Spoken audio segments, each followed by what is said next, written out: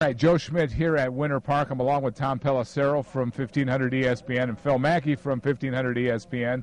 And this is one of those days where I think we all knew it was coming, didn't know when it was going to come, but maybe the rebuilding process starts today for the Vikings as far as Ziggy Wolf goes. Yeah, you really can't. Look at the last 2 weeks. You lose by 2 touchdowns at Soldier Field to the Bears.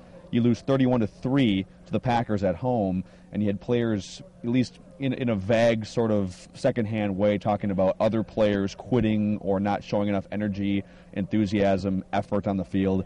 And you just reached a point, no matter who you blame personally, no matter if you think that Favre is to blame with the 25 turnovers, something had to be done, and something drastic, and that's what happened today. Yeah, the interesting thing, Tom, is that Brett Favre probably had more to do with Chile getting a contract extension, and he also had a lot to do with Chile end up getting fired today, if you look at it. Yeah, and everything that happened with the Packers, if you think of how everything transpired with Brett Favre, you go back to 2008 when there were the tampering allegations that came down, the Packers were mad about that forever, and they still were to this day. Then you look at how things transpired yesterday, a bad game against the Packers, 368 days after Childress gets the extension, he gets fired. It's you don't see that every day.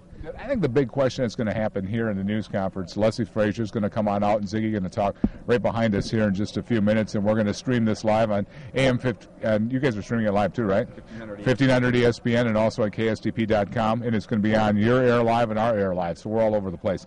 The big question is not only what Leslie Frazier does the final 6 games, but does Ziggy Wolf give us any insight into what the future plan is here? Is he going to bring in a football guy to run this thing, or is he just going to let Leslie Frazier have a chance and run it the same way they've been running it? And the advantage is, you look at what happened with the Cowboys, Wade Phillips, and ironically the Packers were the team that wound up costing Wade Phillips his job in the end.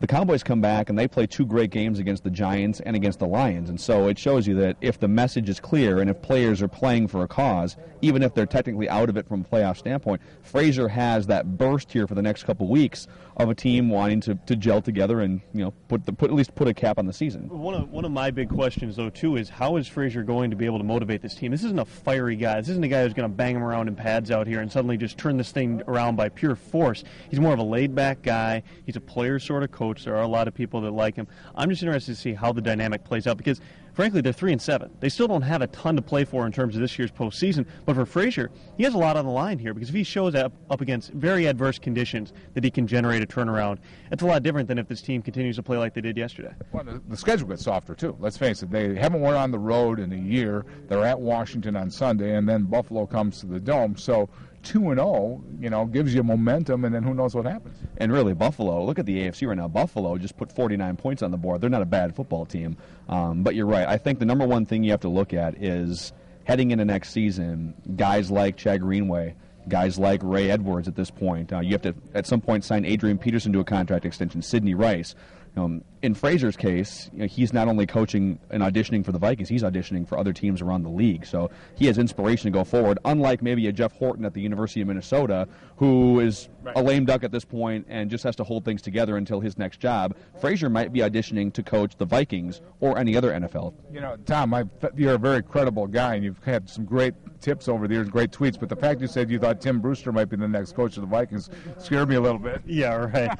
It'll be really interesting to see how this entire thing transpires because the Vikings it's a very complicated situation because of the state of the collective bargaining agreement. You don't know that there's going to be football in 2011, so if you commit big money up front to go out and make a bold move and go get a guy that you're going to pay $5-6 million a year, you may be doing that without the expectation that there's even going to be a team next year. So in that regard, you think that Frazier has a bit of an advantage where they can kind of ease him in. They can keep some sort of continuity within the program. But if you go out and get somebody else, whether it's somebody on the football side to oversee the whole thing or another coach, that person's going to want to bring in their people too. And suddenly you're putting more people on the payroll at a time when you're not even certain whether those guys are going to be coaching a team in 2011. Plus, you could have a very short training camp next year if there is a delay to the season, and having your own system in there would probably help out. And the other thing, too, that I didn't even mention is the Vikings' lease expires after 2011. There's going to be a lot of questions with any coaching candidates about what is the future of this franchise. Are they going to be in Minnesota? Are they going to get an extension?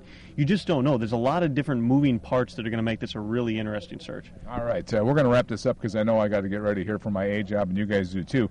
As you can see behind me, they're getting ready right here. Pretty good media turnout, and we're going to be all over it on 1500 ESPN and KSTP.com as well as 5 Eyewitness News.